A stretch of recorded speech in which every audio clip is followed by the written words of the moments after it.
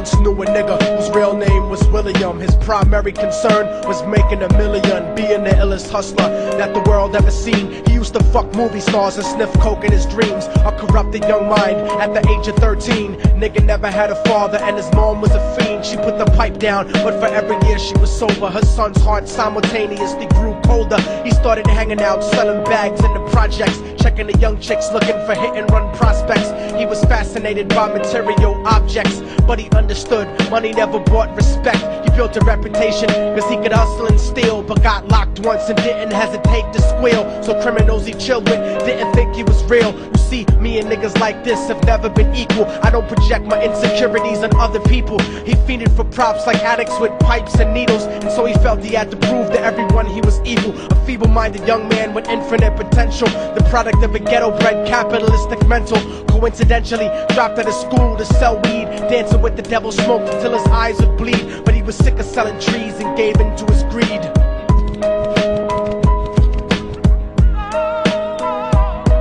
Everyone trying to be trife never faced the consequences. You probably only did a month for minor offenses. Ask a nigga doing life if he had another chance. But then again, there's always the wicked that knew in advance. Dance forever with the devil on a cold cell block. But that's what happens when you rape, murder, and sell rock. Devils used to be gods, angels that fell from the top. There's no diversity because we're burning in the melting pot.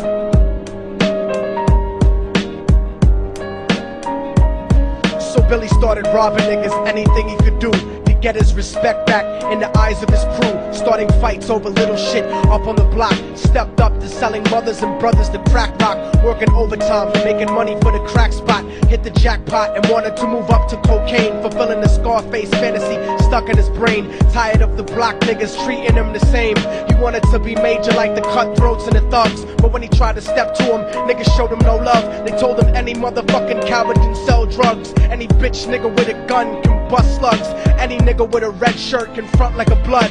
Even Puffy smoked the motherfucker up in the club. But only a real thug can stab someone till they die. Standing in front of them, staring straight into their eyes, Billy realized that these men were well guarded, and they wanted to test him before business started. Suggested raping a bitch to prove he was cold-hearted. So now he had a choice between going back to his life or making money with made men. Up in the sight, his dreams about cars and ice made him agree a hardcore nigga is all he ever wanted to be. And so he met them Friday night at 2:45.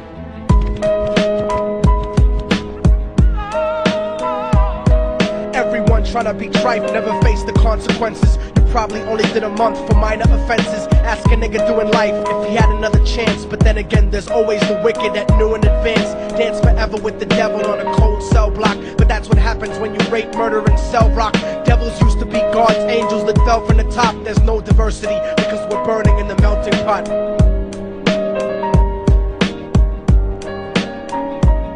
They drove around the project slow while it was raining, smoking blunts, drinking and joking for entertainment, until they saw a woman on the street walking alone, 3 in the morning, coming back from work on her way home. And so they quietly got out the car and followed her. Walking through the projects, the darkness swallowed her. They wrapped her shirt around their head and knocked her onto the floor. This is it, kid, now you got your chance to be raw. So Billy yoked her up and grabbed the chick by the hair and dragged her into a lobby that had nobody there. She struggled hard, but they forced her to go up the stairs. They got to the roof and then held her down on the ground, screaming, "Shut the fuck up and stop moving around." The shirt covered her face, but she screamed and clawed. So Billy stomped on the bitch till he broke in her jaw. Them dirty bastards knew exactly what they were doing. They kicked her until they cracked her ribs and she stopped moving. Blood leaking through the cloth, she cried silently.